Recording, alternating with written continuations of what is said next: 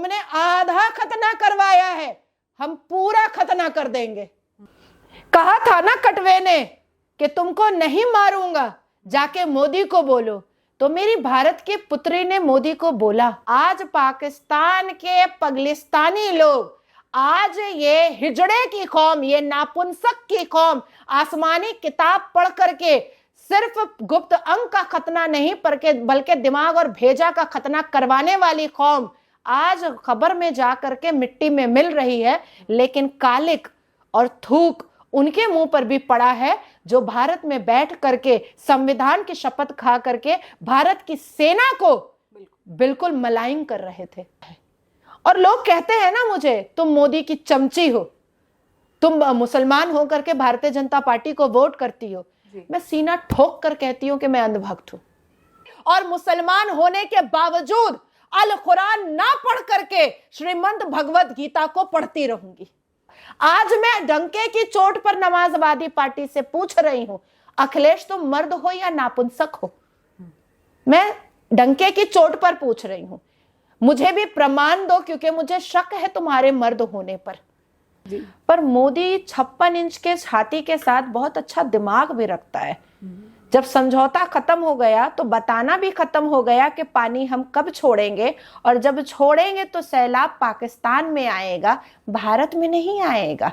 पाकिस्तान के गांव और ग्राम बह जाएंगे, भारत के नहीं बहेंगे। और कल वो हुआ, पानी छोड़ा गया और कई गांव और कई डिस्ट्रिक्ट बह गए। पाकिस्तान से तो अल्लाह नाराज हो गया है, जैसे हमास और गाजा से अल्लाह नाराज है। पाकिस्तान को तो 56 मुस्लिम मुल्क नहीं थूक रहा है। यहां तक कि यूएई के मोहम्मद बिन सलमान ने तो गैजेट इशू किया है कि पूरे यूएई, पूरे मिडिल ईस्ट, पूरे जॉर्डन, कहीं पर भी कोई भी पाकिस्तान की लड़की से शादी नहीं करेगा। सुनो पाकिस्तानियों, आसिम मुनीर मैं तुमको कह रही हूं, भिगा भिगा के मारेंगे, नंगा कर कर के मारेंगे, बेइज्जत कर कर के मारेंगे और ब्रेक दे दे करके मारेंगे। ये तो अभी शुरुआत है, इख्तिताम अभी बाकी है। सब 72 वर्जिन हूर के पास जा करके मुजरा देखने के लिए तैयार रहो। तो मॉक ड्रिल बोलना पड़ता है ना, क्योंकि पाकिस्तान से लड़ना आसान है। ये जो हमारे घर में बैठे हुए पाकिस्तानी है ना, उनको थोड़ा सा बरगलाना बहुत जरूरी था, नहीं तो बरखा दत्त इधर उधर फिर टहलने लगती। तो इसीलिए मॉक ड्रिल कहा गया। नमस्कार आप सभी का, मैं प्रियंका बख्शी स्वागत करती हूँ आप सबका हमारे चैनल में। जैसा कि आप सब कल से देख रहे हैं, मेरे फेस पे खुशी देख सकते हैं, ऐसे ही सारा हिंदुस्तान आज पूरा खुश है। हम इस दिन का इंतजार कर रहे थे। मेरे साथ एक खास गेस्ट मौजूद है, उनके चेहरे पे भी खुशी देख सकते हैं। कहीं ना कहीं सब इस चीज का बहुत इंतजार कर रहे थे। मैं पूछूंगी कि उन्होंने तो धर्म पूछा था, हमने तो वो भी नहीं पूछा, और कहते थे कि भारत कुछ नहीं कर सकता। तो ये जवाब मैम को कैसा लगा? हमारे साथ मौजूद है नाजिया खान मैम। मैम कैसा लगा जो भारत की तरफ से ये एक्शन लिया गया है? जय जय श्री राम आपको, आपके कैमरामैन को, पूरे भारत को और इस पूरी पृथ्वी पर रहने वाले सभी हिंदुओं को जय जय श्री राम। भारत की प्रथा, भारत की सिविलाइजेशन, भारत की संस्कृति, भारत की सभ्यता, भारत के अध्याय, भारत के ग्रंथों में नारी को नारायणी कहा जाता है। सिंदूर मात्र सिर्फ ब्याहता की निशानी नहीं है।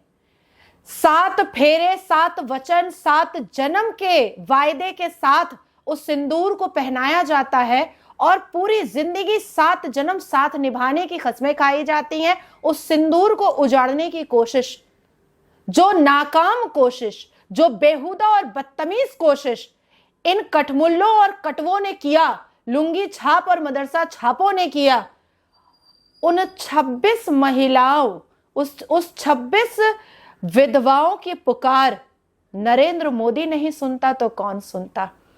कहा था ना कटवे ने कि तुमको नहीं मारूंगा, जाके मोदी को बोलो।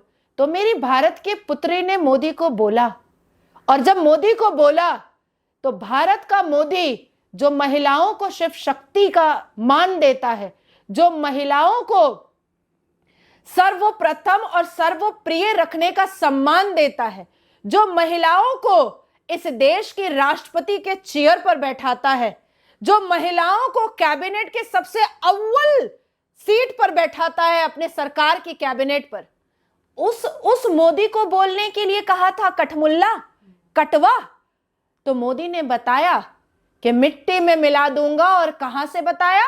बिहार के बौद्ध की धरती से बताया। और मिट्टी में मिलाने का अर्थ शायद पाकिस्तान प्रेमी भारत में रहने वाले टोपीबाजों को भी समझ में नहीं आया था, नमाजवादी पार्टी राहुल खान, ममता बानो को भी समझ में नहीं आया था, और भारत की सेना से लेकर के, भारत की मिलिट्री से लेकर के पूरे भारत के विश्वास को और मनोबल को तोड़ने का काम जो विपक्षी दलों ने भारत में बैठ करके किया और पाकिस्तान में वाहवाही बटोरने का काम किया, पाकिस्तान का प्रवक्ता बनने का काम किया। आज पाकिस्तान के पगलिस्तानी लोग, आज ये हिजड़े की कौम, ये नापुंसक की कौम आसमानी किताब पढ़ करके सिर्फ गुप्त अंक का खतना नहीं बल्कि दिमाग और भेजा का खतना करवाने वाली कौम आज खबर में जाकर के मिट्टी में मिल रही है।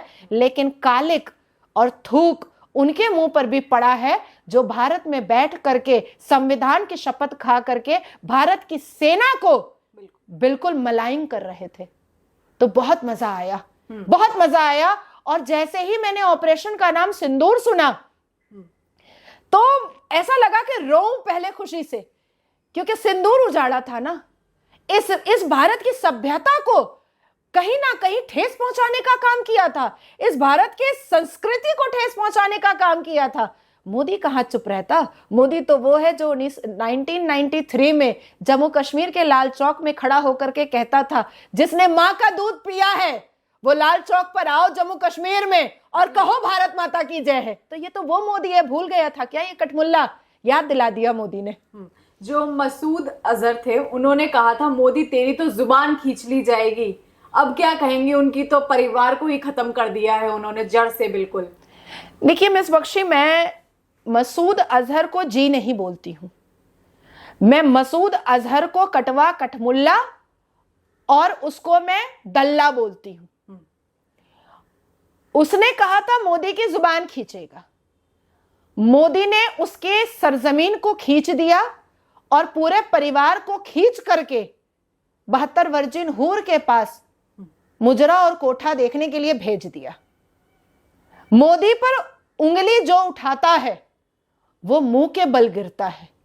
और लोग कहते हैं ना मुझे, तुम मोदी की चमची हो, तुम मुसलमान होकर के भारतीय जनता पार्टी को वोट करती हो। मैं सीना ठोक कर कहती हूं कि मैं अंधभक्त हूं, और मैं सीना ठोक करके कहती हूं कि मैं अंधभक्त रहना चाहती हूं। मैं 2014 में मोदी को वोट की, मैं 2019 में मोदी को वोट की, मैं 2021 में कलकत्ता के विधानसभा इलेक्शन में मोदी को वोट की, मैं 2024 में मोदी को वोट की, और जब तक मेरी सांस चल रही है मैं अंधभक्त रह करके मोदी के लिए बोलती रहूंगी, इस मातृभूमि को पूजती रहूंगी, हाथ में रुद्राक्ष पहनती रहूंगी, बिंदी लगाती रहूंगी, और मुसलमान होने के बावजूद अल कुरान ना पढ़ करके श्रीमद् भगवत गीता को पढ़ती रहूंगी। मैम, जो लोग मोदी जी पर सवाल उठाते थे कि मोदी सरकार कुछ नहीं कर सकती, इंडियन आर्मी फोर्स कुछ नहीं कर सकती, उनको क्या कहना चाहेंगी? हिजड़े दो प्रकार के होते हैं। एक, जो अपने हिजड़े होने का विक्टिम कार्ड ना खेल करके भले ही ताली बजा करके पर अपनी मेहनत से 2 रोटी का पैसा खुद कमाता है, जो हमें हमेशा ट्रैफिक पर रोड पर मिल जाता है। और एक हिजड़ा होता है जो सत्ता की लालच में सिर्फ मोदी विरोधी होते होते देश विरोधी हो चुका है। सत्ता की लालसा इतनी बढ़ चुकी है कि कभी मल्लिका अर्जुन खड़गे के धोती में घुस रहा है, अभी नमाजवादी पार्टी वाले अपने आप को मर्द साबित करने से पीछे हट रहे हैं। मैं कल रात से चिल्ला रही हूं कि तुमने क्वेश्चन मार्क उठाया था और सवाल उठाया था कि भगवान राम काल्पनिक है, हमने साबित किया कि भगवान राम काल्पनिक नहीं है। तुमने सवाल उठाया था कि उरी का कोई वीडियो नहीं आया जी। हमने देश की सेना को बैठाया और प्रेस कॉन्फ्रेंस करवाया और कहलवाया, चोटें भी दिखाई। तुमने हवा में बात उड़ाई कि अजमल कसब जो है कलावा बांध कर आया था और हिंदू टेररिज्म का तुमने एजेंडा फैलाया था। अजमल कसब के मुंह से हमने बयान दिलवाया और द डॉन न्यूज़पेपर पर हाफिज सईद ने खुद एक्सेप्ट किया कि अजमल कसब को उसने भेजा था। आज मैं डंके की चोट पर नमाजवादी पार्टी से पूछ रही हूं, अखिलेश तुम मर्द हो या नापुंसक हो? मैं डंके की चोट पर पूछ रही हूं, मुझे भी प्रमाण दो, क्योंकि मुझे शक है तुम्हारे मर्द होने पर। तुमने जितनी बड़ी बड़ी चीजें पूछी हमने प्रमाण दिया। आज मैं एक छोटी सी बात पूछ रही हूं, प्रमाण दे दो। जिस मुसलमानों के वोट की लालसा में ये मोदी विरोधी, भाजपा विरोधी, केंद्र सरकार विरोधी थे, अब ये इस मुसलमान वोट की लालसा में देश विरोधी, आर्मी विरोधी, सेना विरोधी, नेवी विरोधी, संविधान विरोधी, लोकतंत्र के मंदिर के विरोधी ये हो चुके हैं। अब ये इंसानियत के विरोधी हो चुके हैं, ये इंसानियत के विरोधी हो चुके हैं और इंसानियत का विरोध करते करते करते करते ये क्रूर मुगल में तब्दील हो चुके हैं। क्या हम भूल जाएं कि 1962 में यही एक्सीडेंटल हिंदू मामा नेहरू जब काशी के मंदिर में गया था तो कहा था कि काशी के मंदिर का टाइल्स और मार्बल देख करके मुझे बाथरूम याद आ रहा है। 1984 में सिखों का नरसंहार हम भूल जाए, हम अजमल कसब को भूल जाए। सरकार तो मौन व्रत की थी, इसलिए अफजल गुरु को फांसी लगने में टाइम लगा था। सरकार तो मौन व्रत की थी, इसलिए अजमल कसब पर हमारे देश की जनता के टैक्स के करोड़ों रुपए खर्च हुए थे और उसको बिरयानी जाता था। सरकार तो मौन व्रत की थी जो यासीन मलिक दस्तरखान पर देश के प्रधानमंत्री के साथ बैठ करके तंदूरी मुर्गे का टंगड़ी तोड़ा करता था। सरकार तो मौन व्रत की थी, इसलिए याकूब मेमन के जनाजे की नमाज में मुसलमानों का सैलाब उमड़ा था। आज पढ़ो ना जरा, जो पाकिस्तानी मर रहे हैं कठमुल्ले, उसके जनाजे की नमाज पढ़ के दिखाओ। लुंगी खोल खोल करके ना मारी हम जैसी सनातनी बेटियां तो नाम पलट देना, अपने घर पे कुत्ता रख लेना हमारे नाम का। जरा भीड़ तो लगाए या कठमुल्ला, जरा भरे तो दोबारा शाहीन बाग, जरा भरे तो दोबारा जंतर मंतर। और एक व्यक्ति कल रात के 1:30 बजे से लेकर के शाम का भी 7:30 बज रहा है, कश्मीर में बताइए कि एक मुसलमान निकला है रोड पे कि हम इनको शहादत का दर्जा देंगे। साले तुम शहादत का दर्जा दोगे, तुमने आधा खतना करवाया है, हम पूरा खतना कर देंगे। मैम, जो कश्मीर में लोग, कश्मीरी मुस्लिम रो रहे थे कि हमें बहुत दुख है, उनको क्या कहेंगी? कहीं ना कहीं क्योंकि वो लोग साथ मिले हुए थे, जहां तक बात पता चल रही थी, उनको क्या कहेंगी? देखिए मिस बख्शी, आपको एक चीज सबसे पहले समझना पड़ेगा, ये आसमानी किताब जब तक रहेगी ये मुसलमान अपना लुंगी डांस करता रहेगा, ये आतंक का नंगा नाच होता रहेगा। इन मुसलमानों के लिए कुछ भी पहले नहीं होता है। इन मुसलमानों के लिए सबसे पहले अगर कुछ होता है तो ला इलाहा तेरा मेरा रिश्ता क्या होता है। जम्मू कश्मीर का सीआरपीएफ का जवान मोहम्मद मुनीर अहमद खान, एक आसिम मुनीर जो अभी लुंगी में मुंह छुपा करके घुसा हुआ है, सामने नहीं आ रहा है, कहां तो 2 नेशन थ्योरी बता रहा था और अब अपनी बीवी के सलवार में छुपा है कि मौलाना साहब के लुंगी में छुपा है, या बोरखा पहन करके लाल मस्जिद के पिछवाड़े से भागने की कोशिश कर रहा है, या फिर कहीं विदेश में जाकर के ऑलरेडी सुकून में बैठ गया है। कि कश्मीर की जो कश्मीरियत है वो फारूक अब्दुल्ला ने जो बनाई थी वजीर डिस्को वाली, और कश्मीरी पंडितों का जो नरसंहार करवाया था, वो कश्मीरियत अभी तक चल रही है। और यही पाखंडी, यही कटवा, यही कटमुल्ला, यही लुंगी छाप, यही मदरसा छाप, यही खाड़ियों में रह करके उमर अब्दुल्ला को जितवाया। और उमर अब्दुल्ला ने इनसे वोट यही कहकर मांगा होगा कि हमें जिताओ, हम तुमको दोबारा हिंदुओं का नरसंहार करने का पूरा छूट देंगे। आप सोचो कि 2007 में इंडिया पाकिस्तान का मैच देखने के लिए कुछ लोग आते हैं कश्मीर, और उसके बाद उसमें से 18 लोग यहीं रह जाते हैं। और फारूक अब्दुल्ला क्या कर रहा था? लेमन चूस रहा था। फारूक अब्दुल्ला क्या कर रहा था? मुजरा देख रहा था। फारूक अब्दुल्ला क्या कर रहा था? इन्हीं लोगों ने ले लीना दुपट्टा मेरा कर रहा था क्या, जो उसको पता नहीं चला। और उनका सपोला पाकिस्तान का पासपोर्ट रख करके हमारे देश में जम्मू कश्मीर में इस बार के इलेक्शन में वोट देता है और तैयारी करता है सरकारी नौकरी का। 2008 में पाकिस्तान से आकर के रहा हुआ व्यक्ति, बड़ा भाई जम्मू कश्मीर के वक्फ बोर्ड के ट्रिब्यूनल का मजिस्ट्रेट बन जाता है और छोटा भाई पुलिस की नौकरी मिल जाती है। फारूक अब्दुल्ला साहब कर क्या रहे हैं आप? क्या कर रहे हैं? आपका सलवार खुल चुका है, आपका हिजाब खुल चुका है। आपने 1989 से 1991 तक कश्मीरी पंडित की बेटियों को यासिन मलिक के नेतृत्व में मस्जिदों में बलात्कार करवाया था। आपने कश्मीरी पंडितों को भगवाया। अपने ही देश से, अपने ही मातृभूमि से, अपने ही राष्ट्र से, अपने ही इस हिंदू राष्ट्र से भागना पड़ा था और वो आप थे जो आप वजीर डिस्को देखा करते थे और आप दोबारा अपने बेटे के जरिया कश्मीर को वही बनाने की कोशिश कर रहे थे, पर आप भूल गए थे कट्टर हिंदू यहां पर प्रधानमंत्री बन के बैठा है। भूल गए 1993 कि कैसे छाती चौड़ी करके बोलता था कि माँ का दूध पिए हैं हम, इसलिए यहां पर आकर के भगवा झंडा लहरा रहे हैं। तो इसलिए मैं कह रही हूं कि बाबुल यहाँ का और बुलबुल पाकिस्तान की रो रही थी, कलप रही थी, टेसुए बहा रही थी कि हमको पाकिस्तान मत भेजो, हम नहीं जाना चाहते जी। तो भैया 2 महीना पहले तो चिल्ला रहे थे कि मुसलमान जो है वो भारत में अत्याचारित हो रहे हैं, तो आज इस्लामिक देश पाकिस्तान जाने में दिक्कत क्या है? सबका हिजाब खुल चुका है मिस बख्शी, सबका हिजाब खुल चुका है। सब दूध का दूध, पानी का पानी हो चुका है और अब जनता बिल्कुल क्लिस्टर क्लियर हो चुकी है कि अगर इस देश को महाराणा प्रताप का देश बनाना है, अगर इस देश को हिंदू राष्ट्र बनाना है, अगर इस देश को दोबारा अखंड भारत बनाना है, अगर इस देश को संभाजी महाराज का स्वराज बचाना है, अगर इस देश में शिवाजी महाराज का अहंकार बचाना है, तो मोदी ही है, तो ही मुमकिन है। मोदी नहीं तो कुछ भी मुमकिन नहीं है। मोदी जी रहेंगे तो मुस्लिम कहाँ रहेंगे? बात ये आती है, वो तो अत्याचार हो रहा है फिर मुस्लिमों पर। प्रत्येक मुसलमानों का स्वागत है अगर वो मुसलमान मेरी मानसिकता का है।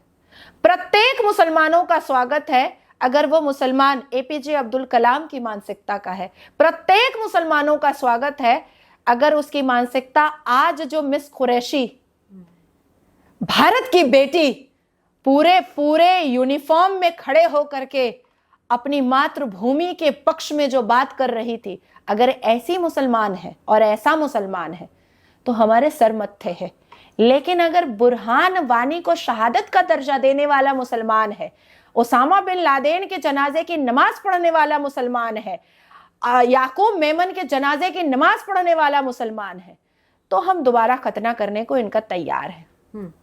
कांग्रेस के लीडर अजय राय तो कहते हैं ये राफेल क्यों आई है, सिर्फ नींबू मिर्ची के लिए आई है, उनको क्या कहेंगी? आज कहाँ है? आज कहाँ है? नहीं है ना? कहाँ है? बीवी के ब्लाउज में छुपा है या बीवी के पेटीकोट में छुपा है? छुप कहाँ गया है? अजय जी कहाँ हैं आप? बीवी के ब्लाउज में है? अच्छा ठीक है, रहिए, अभी रहना पड़ेगा, वहीं रहना पड़ेगा। 56 इंच का सीना छोटा सा बता दिया था जब भारत ने अभी शांति साई हुई थी पूरी, कि बदला तो ले ही नहीं सकता। अब क्या कहेंगे? 56 इंच ने तो दिखा दिया है। मिस बख्शी, जिस दिन पहलगाम की घटना हुई थी और भारत की 26 पुत्रियां विधवा हुई थी, उस दिन से देश का प्रधानमंत्री सोया नहीं है, सुकून में नहीं आया था। सिंधु समझौता को बंद करना शायद लंपट और चिंटुओं ने समझा नहीं था और कई शेरवानी हैं और कई ऐसे क्लिप कटुआ हैं और कई ऐसे जर्मनी कॉकरोच है जो सरोज के पैसे पर फुदकना मेंढक की तरह स्टार्ट कर देते हैं। उन्होंने ये कहना स्टार्ट किया कि अगर सिंधु नदी का पानी छोड़ा नहीं जाएगा तो देश में बाढ़ आ जाएगा। पर मोदी 56 इंच के छाती के साथ बहुत अच्छा दिमाग भी रखता है। जब समझौता खत्म हो गया तो बताना भी खत्म हो गया कि पानी हम कब छोड़ेंगे, और जब छोड़ेंगे तो सैलाब पाकिस्तान में आएगा, भारत में नहीं आएगा। पाकिस्तान के गांव और ग्राम बह जाएंगे, भारत के नहीं बहेंगे। और कल वो हुआ, पानी छोड़ा गया और कई गांव और कई डिस्ट्रिक्ट बह गए। जो विश्वासघात भारत के हिंदुओं के साथ नेहरू ने किया था, 80% सिंधु नदी का पानी पाकिस्तान को दे करके उस विश्वासघात का परिणाम पूरे सूद समेत के साथ और बदले के साथ मोदी ने हमें वापस किया। फिर हुआ डिजिटल स्ट्राइक, फिर उड़ाने लगे मजाक कांग्रेसी जी, फिर उड़ाने लगे नमाजवादी मजाक। समझ में इनको नहीं आया था कि छोटे छोटे यूट्यूब चैनल के माध्यम से और बड़े बड़े वहां के फिल्म स्टार और क्रिकेटर हमारे भारत के लोगों से पैसा कमा रहे थे और तकरीबन 3 करोड़ लोगों का घर चल रहा था। और जैसे ही डिजिटल स्ट्राइक हुआ, वो 3 करोड़ सोचने लगा कि कल से खाएंगे क्या। उसके बाद फिर जब आगे बात होने लगी तो हम बताते क्यों पहले आपको कि हम आपके रिश्तेदारों को मारने जा रहे हैं, एयर स्ट्राइक करने जा रहे हैं, ताकि कारगिल वाला काम बरखा दत्त फिर से कर देती जी, ताकि जो बॉम्बे में ब्लास्ट हुआ था वो काम फिर से बरखा दत्त करती। अजमल कसब के वक्त ताज होटल के बाहर जाकर के बरखा दत्त कोई न्यूज रिपोर्टिंग नहीं कर रही थी, वो इन्फॉर्मर और स्लीपर सेल का काम कर रही थी। तो वो फिर करवाना था, इसीलिए सारी चीजें जानना था क्या कांग्रेसियों को? नहीं बताएंगे, जो उखाड़ना है उखाड़ लो, करके दिखाएंगे और प्रूफ भी देंगे। दे रहे हैं ना, टीवी में चल रहा है, देखो। तुम्हारी औकात नहीं है कि तुमको ब्लूप्रिंट और मैप दिया जाए, समझे? लेमन चूस चूसो बैठ करके। पाकिस्तान जो अब बदले की आग में है, बदला लेंगे, अब तो क्या कहेंगी? पाकिस्तान से तो अल्लाह नाराज हो गया है, जैसे फिलिस्तीन, हमास और गाजा से अल्लाह नाराज है। पाकिस्तान को तो 56 मुस्लिम मुल्क नहीं थूक रहा है। यहां तक कि यूएई के मोहम्मद बिन सलमान ने तो गैजेट इशू किया है कि पूरे यूएई, पूरे मिडिल ईस्ट, पूरे जॉर्डन, कहीं पर भी कोई भी पाकिस्तान की लड़की से शादी नहीं करेगा। ये गैजेट इशू हुआ है। अब यूएन गया था भिखारी पाकिस्तान कि हमको बचा लो, वहां पर भी चमाट मारा गया। क्यों बचाया तुमको? तुमने मासूमों की क्यों हत्या की? हिजड़ो, सुनो पाकिस्तानियों, आसिम मुनीर मैं तुमको कह रही हूं, भिगा भिगा के मारेंगे, नंगा कर कर के मारेंगे, बेइज्जत कर कर के मारेंगे और ब्रेक दे दे करके मारेंगे। ये तो अभी शुरुआत है, इख्तिताम अभी बाकी है। सब 72 वर्जिन हूर के पास जा करके मुजरा देखने के लिए तैयार रहो और नहाने का पानी भी नहीं मिलेगा, तैयार रहो। सब 72 वर्जिन हूर के पास जाओगे। तुम्हारे देश का, इस्लामिक देश का मौलाना तारिक जमील, जिसका नाम सलमान खान की लैला और रखेल सना खान ने अपने बेटे का रखा है ना, मैं उस तारिक जमील का हवाला देकर के कह रही हूं कि वो 72 वर्जिन हूर का बहुत चस्का पाकिस्तान के युवाओं को दिया है। सब 72 वर्जिन हूर जाने के लिए तैयार रहो एकदम। मैं एक आखिरी चीज पे डिस्कस करना चाहूंगी, क्योंकि 2-3 दिन से अभी भी जहां से मैं आ रही हूँ तो मॉक ड्रिल की बड़ी बातें चल रही हैं, लेकिन ये तो गेम्स पीरियड चलते चलते एकदम टेस्ट ही ले लिया गया है। इस पे क्या कहेंगे? बिल्कुल ग्रिल हो चुका है सब कुछ। अब तो मॉक ड्रिल का वेट कर रहे थे सब लोग मैम। देखिए, ऐसा है कि ये मोदी की सरकार है और मोदी की सरकार में मैंने पहले भी आपको कहा कि मोदी है तो सब कुछ मुमकिन है। किसको पता था कि नेहरू के द्वारा किया हुआ सिंधु समझौता खत्म भी हो सकता है? हो गया ना। तो मुझे ऐसा लगता है कि निहत्तों को आकर के, मासूमों को आकर के मारने वाला हिजड़े से भी बदतर, हमने तो सिर्फ मॉक ड्रिल ही बोला। पाकिस्तान की सेना हिजड़ों से भी बदतर है। अगर उसके अंदर थोड़ी भी हिम्मत होती ना तो कह के मारता। अपने आप को एटमी ताकत वाला देश बोलता है ना। और मैं एक खास बात बता दूं कि चाइना को बेच करके रखा हुआ है। जब तक चाइना परमिशन नहीं देगा तब तक वो एटमी ताकत को फुस करके फोड़ नहीं पाएगा। तो मॉक ड्रिल बोलना पड़ता है ना, क्योंकि पाकिस्तान से लड़ना आसान है। ये जो हमारे घर में बैठे हुए पाकिस्तानी है ना, उनको थोड़ा सा बरगलाना बहुत जरूरी था, नहीं तो बरखा दत्त इधर उधर फिर टहलने लगती। तो इसीलिए मॉक ड्रिल कहा गया। धन्यवाद। चलो, नमो पार्वती पतये हर हर महादेव।